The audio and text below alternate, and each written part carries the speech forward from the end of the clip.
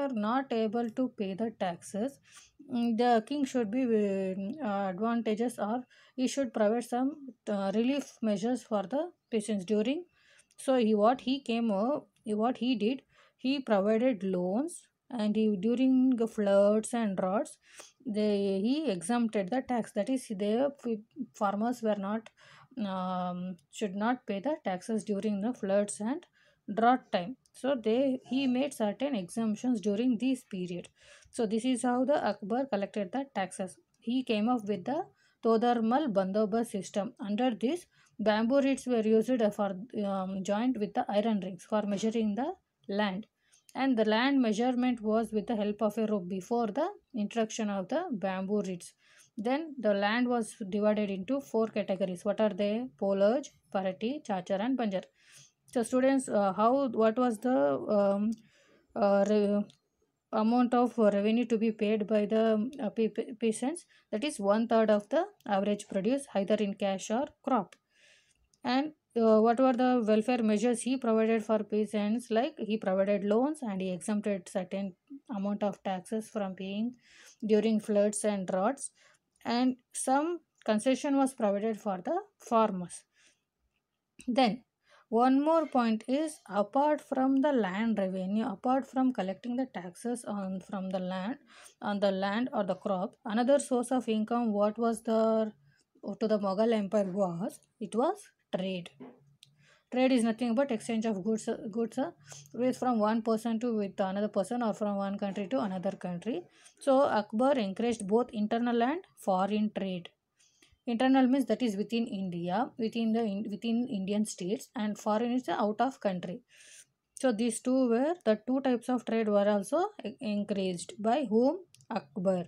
So children, usually the trades of Mughal had relations with the trade activities with the which countries? China, Europe, and Central Asia. Basically, they had trade activities these with these countries.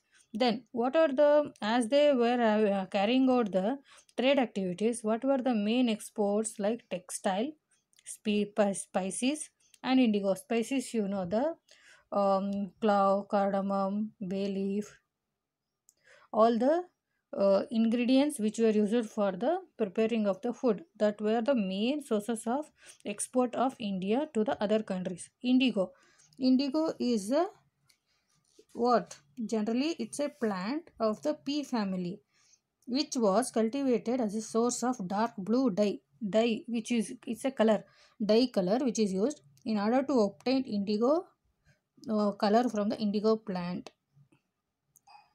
So these are the major exports which they used to made by the Mughal Empire to the China, Europe, and Central Asia. Indigo is a color dye, dark blue dye color, which used to they export to the other countries. So students, coming to the religious policies, the Fatehpur Sikri was a new Mughal capital which was established by Akbar. So it was Fatehpur Sikri that the Akbar came up with a series of debates among the people from different religions like Christians, Hindus, Jains, and Zoroastrian. And why was it was built? A prayer hall called Ibadat Khana was built at Fatehpur Sikri. The intention behind this was to have a piece of universal peace. So, in order to unite his empire on the basis of the common idea, and he preached Sul I Kul, or the principle of universal peace. So, he also laid down a religious new order which is known as Din I Ilahi. Though it was not a new religion, it was not any new religion which he came up, but it was a intention of following belief in one God and universal fraternity and mutual respect with one another, and in order to follow the peace and giving the value and respect to the all the religions. So it had no religion scripture, that is any book or written document, nothing. And priestly class, the person was not appointed in order to preach all these religious matters, and there were no any practices, religious practices, just it was an intention to believe in one God, follow, having a thought of that, all religions are one and the same, and we believe in one God for the having mutual respect and living brotherhoodly happily for the peace of well-being of the people. This was the main intention of a new religious order which he came up, that is called Deen-i-Ilahi, and he preached Sul-i-Kul, a principle of universal peace. Where it was practiced, all these ideas were discussed in the Ibadat Khana, which was built at Fatehpur Sikri by whom? Akbar. In 1582, he built he came up with the Deen-i-Ilahi. Next, coming to the decline of empire.